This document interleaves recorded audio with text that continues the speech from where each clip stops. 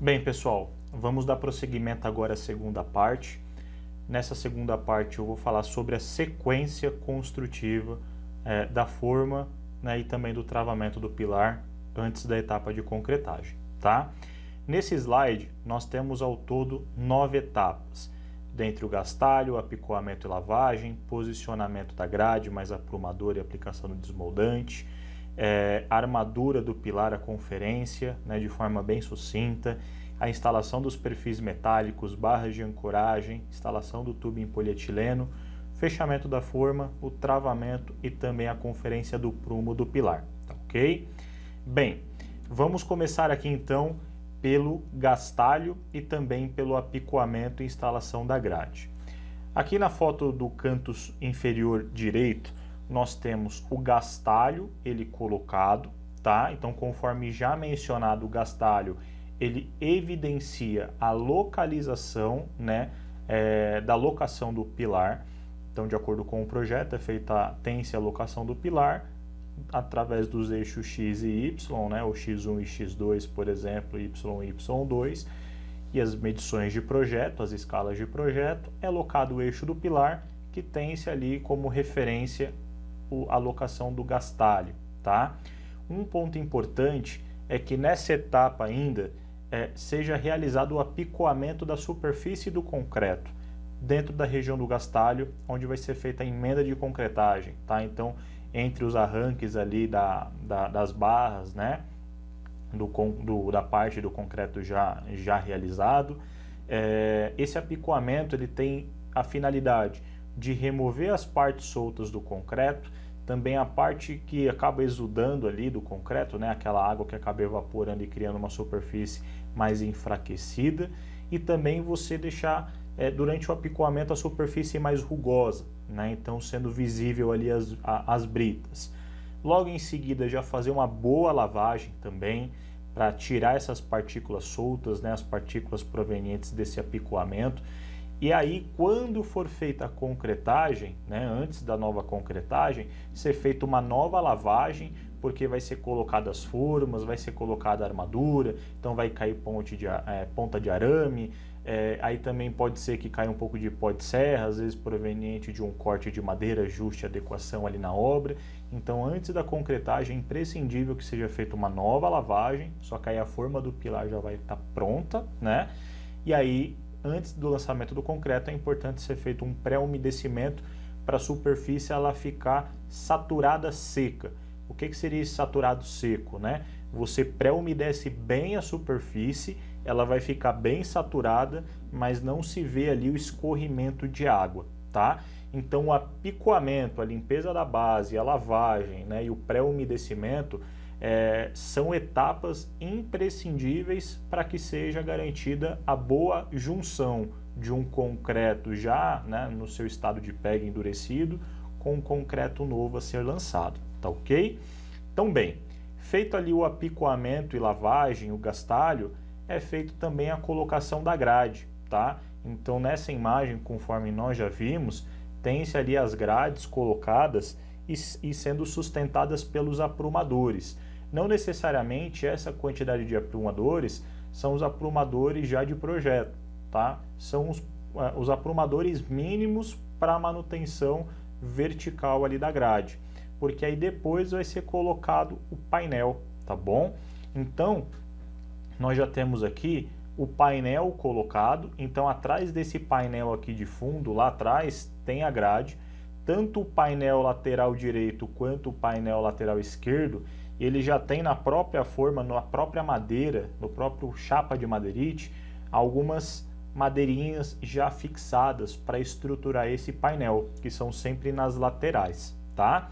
E aí você tem esse painel. Só que antes de ser colocado a chapa de madeirite, é importante que seja feita a aplicação do desmoldante, tá? Então aqui na foto do canto inferior direito, dá para ver, né, sendo aplicado aqui o desmoldante na forma.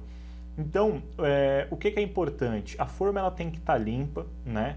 E o desmoldante ele tem que ser preparado de acordo com as orientações do fabricante.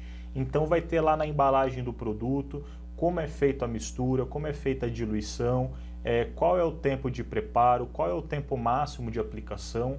Essas condicionantes ela vai variar de um fabricante para o outro, tá? Inclusive a diluição. Então é importante, né, que o aplicador ele seja treinado de acordo com essas instruções e ele também seja supervisionado, né, por uma amostragem. Caso seja identificado algum desvio, tem que ser feito ali um trabalho, uma nova orientação, um novo treinamento e aí no dia a dia, durante a execução, ser feito a verificação. Um outro ponto também, quando é feita a desforma, vai ser visto ali, né, se ficou lasca de madeira, se o próprio painel de madeirite está sendo deteriorado, e aí avaliar também, né, se feita a boa aplicação ou não, vai gerar evidências posteriores, né? Então você tem a causa e tem o efeito. O efeito é feito durante o processo ou após o processo de desforma, tá?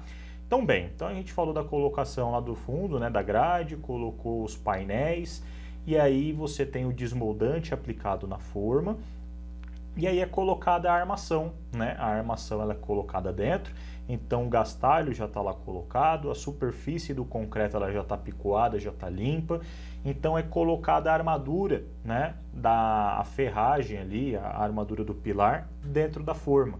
Então é importante que seja feito, né, a conferência da quantidade de barras, o diâmetro das barras, o espaçamento das barras, a boa ligação das barras em relação à armadura de arranque, se o arranque também, né, ele está na altura correta, né, mínima, prevista em projeto. Os estribos também, né, verificar o diâmetro do estribo, o espaçamento do estribo, a preservação dessas armaduras, né, porque às vezes o pessoal acaba cortando, deformando. Detalhes simples têm que ser vistos, tá? Tudo de acordo com o projeto. É importante também destacar que existe na fase de execução de estrutura, muitas vezes a colocação de sistema de para-raio, né, o SPDA. Então verificar se naquele projeto foi previsto o arranque, né, do SPDA, a boa ligação da malha de SPDA também, porque ele tem que ser contínuo, tá? Então ele tem que subir durante todas as estruturas, tem as lajes ali de coroamento, até chegar lá a cobertura e fazer a ligação na antena de para-raio, né, e naquele mastro e também em todos os bordos, elementos metálicos que sejam instalados na edificação, também de acordo com o projeto, tá? Por que eu sempre menciono de acordo com o projeto? Porque aqui nós estamos falando da execução, tá? E a execução ela tem que ser baseada sempre num projeto e em um planejamento prévio, tá? Para que seja feito de forma ordenada e que seja ali atendido aos requisitos normativos, às legislações e também seja garantida a qualidade final do produto. Então o projeto ele é imprescindível, tá? Então o construtor, incorporador, quem é que seja, ele vai ter que fazer essa contratação. Muitas vezes se vê como um custo, mas na verdade é um baita de um investimento, tá? Até porque você vai ter um especialista ali envolvido e ele vai poder tirar as suas dúvidas, né, dar sugestões. Por exemplo, a forma, né, o travamento, o cimbramento, também você acaba contratando uma empresa que ela vai te fornecer esse projeto. Ela vai te apresentar uma anotação de responsabilidade técnica. Mas, mais do que isso, tá? Não é só o projeto e a responsabilidade técnica, é também o conhecimento dos técnicos da empresa, a procedência dessa empresa no mercado, tá? Porque não basta somente nós termos ali a RT, o projeto, sendo que tudo aquilo que está sendo contratado não é de confiabilidade, não gera confiança, não traz segurança. Então essa análise, né, da empresa, quanto aos processos dela, quanto ao histórico dela, quanto à qualificação do profissional, né, a proficiência dele na elaboração do projeto, né, é imprescindível, tá bom? Então, bem, é feito ali a verificação também do sistema de para-raio e aí, nessa etapa também, é colocado já as barras de ancoragem, né? Então você tem ali os perfis metálicos e a barra de ancoragem, pelo menos a que passa dentro da forma. Então aqui, né, você vê que eu tô colocando aqui, ó, então aqui você vê que tem 1, 2, 3, 4. E aí aqui na foto, né, do canto direito, você tem aqui o tubo PVC, igualzinho esse aqui, né, que eu mostrei, ó, Então ele está nessa posição aqui aproximadamente, né? E aí você tem a barra que ela está saindo daqui, né? Então a barra ela está saindo daqui, tá vendo? Então a barra de ancoragem ela passa por dentro do tubo PVC, tá bom? Então lembrando, ó, chupeta de um lado, tubo em polietileno e chupeta do outro, tá ok? Perfeito? Bem, feito isso, também tem uma outra condição, né? Se você, por exemplo, vai executar um pilar em áreas de subsolo ou que arquitetonicamente as quinas não sejam quinas de 90 graus, sejam quinas chanfradas, normalmente são colocadas essas cantoneiras, tá vendo que lá no fundo lá, ó, você tem uma chapa de madeirite no sentido, perpendicular a ela você tem um outro painel, que é o de lateral e o de fundo, e lá no canto você tem uma cantoneira. Essa cantoneira, ela é justamente um acabamento de canto e ela tem um formato triangular. Aqui nessa foto central dá para ter uma ideia, então aqui você tem um painel também lateral e ela tem um desenho meio que triangular, tá? Qual que é a ideia? Depois de feita a concretagem e a desforma da estrutura, o acabamento lateral do pilar ele vai ser meio chanfrado, tá? Então você não vai ter aquela quina viva, né? Aquele canto de 90 graus. Você vai ter um canto que ele vai ser realmente meio que desenhado em formato mais triangular, tá? Normalmente é utilizado em áreas de subsolo, justamente para evitar ali a passagem de carros, né? Às vezes uma quina viva, às vezes o carro passa ralando, mas se bem que, né, independentemente de qualquer coisa, o carro pode acabar colidindo também ou raspando a lateral do pilar, mas essas quinas elas são justamente mais para dar um efeito estético mais adequado. Até porque durante a própria obra, às vezes você tem uma quina viva e às vezes o pessoal está passando com material, com equipamento, não toma o devido cuidado e acaba batendo e quebrando a quina do pilar, né? Então você deixando esse acabamento um pouco mais chanfrado, você elimina, né, ou reduz significativamente essas ocorrências, tá bom?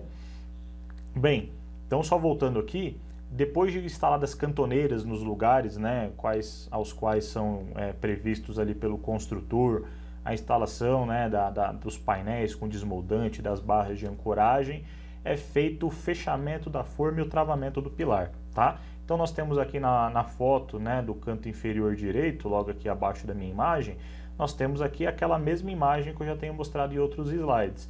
Então aqui a estrutura, né, a forma com todos os travamentos. Falando em travamento, quero detalhar aqui para vocês que, conforme dá para ser visto aqui no desenho, o gastalho, que é essa imagem aqui na base marrom, né, ela tem a finalidade de fazer o travamento da parte de baixo, né? Então você coloca a forma encaixa dentro do gastalho e ele já trava. Apesar de não ter escala, né, dá para observar no desenho aqui que existe um afastamento, né, entre os perfis de travamento. E isso é proposital, tá? Então a primeira linha aqui, ela fica mais próxima realmente da laje de concreto ou do piso de concreto, da superfície de apoio. Por quê? Quando é feita a concretagem, pela altura de lançamento, né, que o ideal é que seja no máximo 2 metros de altura, esse peso do concreto, quando ele chega lá embaixo, ele pode abrir a forma. Então, tendo ali o gastalho, né, que é aquela madeirinha fixada na laje, como o primeiro elemento de fixação, e depois você tendo a barra, né, estando ali a 20, 30 centímetros do gastalho, ela vai ser a primeira linha mais aproximada. A segunda linha aqui, ela fica, por exemplo, então a primeira ela fica de 20 a 30 centímetros em relação à laje de concreto. A segunda, ela já vai ser afastada aqui uns 40 centímetros, né, em relação à primeira, tá? Aí depois você aumenta 50, 50, 50 ou 55, 55, aí vai depender do projeto. Uma coisa, pessoal, que é extremamente importante, tá? É que realmente tenha-se ali um projeto e esse projeto seja seguido. Essas orientações, normalmente quem vai transmitir vai ser o responsável pelo projeto de forma, pelo seguinte motivo. O pinus, que é a madeira utilizada na construção civil para a execução das formas, a árvore, a espécie, ela era cortada, né, para utilização com 25 anos de idade, né, 25 anos de vida. e aos 25 anos de idade ela era uma madeira muito boa, né? Porém, devido à alta demanda de utilização, acabou-se que essa extração, esse corte, foi reduzido para 12 a 13 anos, né? Então, tem-se ali ainda uma madeira verde. Então, o módulo, né, dessa madeira, ao longo dos anos, ele foi reduzindo para a utilização. Então, as madeiras utilizadas hoje na construção civil, elas são mais deformáveis do que as madeiras utilizadas antigamente, quando o pinus ele era cortado ali aos seus 25 anos de idade, tá? Então, respeitar o espaçamento entre os perfis de travamento de acordo com o projeto é imprescindível. O que eu estou dizendo aqui é que normalmente, tá? A primeira linha ela fica de 20 a 30, a segunda ela fica de 40 a 45, e aí depois as demais é a cada 50, 55, 60. Mas sempre respeitando o projeto, porque vai depender da madeira, da quantidade de lâminas, da espessura do painel, se é um painel de 12 ou 18 milímetros. Então todas essas orientações são previamente calculadas e apresentadas no projeto de forma, tá bom? Então por isso que até aqui no pilar, aqui na imagem, a gente tem lá o gastalho travando embaixo, a primeira linha, né, um pouquinho mais aproximada aqui do piso, e as demais linhas elas já respeitam o espaçamento um pouco mais homogêneo, tá ok? Bem, por fim, nós temos a conferência do prumo do pilar, né? Então, se nós observarmos aqui, também tem as linhas de travamento, tem as grades lá atrás, né, as barras de ancoragem passando, o painel de madeira, né, ele está um pouquinho sujo porque durante a concretagem, às vezes pelas juntas dos madeirites acaba vazando um pouquinho de concreto. Então isso aqui já é uma forma que já está em uso algumas vezes, né? Mas dá para ver aqui dentro desse retângulo que tem um corpo de prova aqui, um CP, né, dentro de um tubo PVC, e aí tem uma linha, e essa linha ela é amarrada aqui numa madeira, e essa madeira ela está dentro lá do sanduíche, né? Então você tem um perfil de cima, um perfil de baixo, ele colocou, né, o carpinteiro colocou uma madeira ali dentro do sanduíche, e aí você tem uma linha. E aí através dessa linha você vai lá e faz a conferência. Então você coloca a trena, encosta ela no painel, que é o ponto de referência, e faz a verificação de acordo com a linha. Então aqui na imagem, né, apesar de não ser possível ver direito, está dando aproximadamente uns 32 centímetros. Então você coloca como ponto de referência na parte inferior e na parte de cima. Tem que dar 32 centímetros, né, nesses dois pontos e ter uma variação de acordo com a norma. Então aqui essa variação de acordo com a norma, né, que é a tolerância de desaprumo. A norma que eu me refiro é a 14.931. Ela pode ser igual a L sobre 500 ou 5 milímetros, adotando-se o maior valor. Então, por exemplo, por que ela dá essa regra? Quando se trata de um pé direito mais simples, um pé direito, né, de um pavimento, que normalmente, sei lá, é 2,88 m, 3 metros, normalmente você vai utilizar ali os 5 milímetros. Mas se você tem um pé direito maior, um pé direito de 3 andares, por exemplo, né, de 15 metros, 20 metros, aí você já sai mais fácil desses 5 milímetros. Então talvez você tenha ali uns 7 milímetros. E aí se você jogar um L sobre 500, talvez você chegue em 8 milímetros. Então, estando dentro dessa regra, está de acordo com a norma. Entretanto, né, contudo, é importante que esses desaprumos, né, eles sejam também apresentados ao projetista, porque a depender da excentricidade, tem-se ali às vezes a necessidade de ter algum reforço estrutural. Aí o projetista ele faz essa análise e retroalimenta a equipe de produção para que sejam tomadas as devidas ações ainda durante a execução da obra, tá? Então aqui, só para finalizar, né, eu fiz aqui um desenho, tem aqui um prumo aqui embaixo, um corpinho de prova, né, que ele faz esticar essa linha, e aí tem uma conferência aqui na parte inferior, que é o X, e na parte superior, que é o X. Então esse valor aqui, ele tem que bater em cima e embaixo, tá? E aí depois da concretagem, adota-se uma tolerância para esse desaprumo de 5 milímetros ou L sobre 500. Aí eu só queria finalizar, né, falando a respeito da concretagem, bem rápido.